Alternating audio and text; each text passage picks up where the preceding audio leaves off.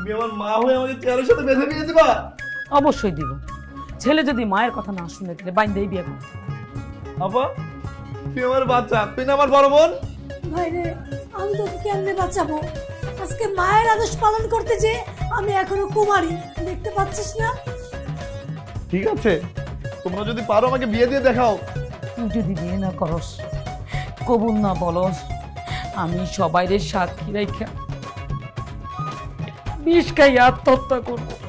মা তুমি এসব কি বলতেছো? এই যদি মান সম্মান না থাকে তাহলে জীবনটাই কে লাভ কি? আমি ঠিকই এই বিষ খাই আত্মহত্যা করবো, আমি মরে যাবো। আমাকে দাও, ছাড়ো, পাগলামি দাও না।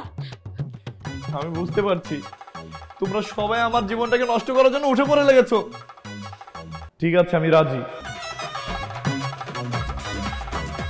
আলহামদুলিল্লাহ, আলহামদুলিল্লাহ। আমি বিষ খাবো না, আমি শরবত খাবো।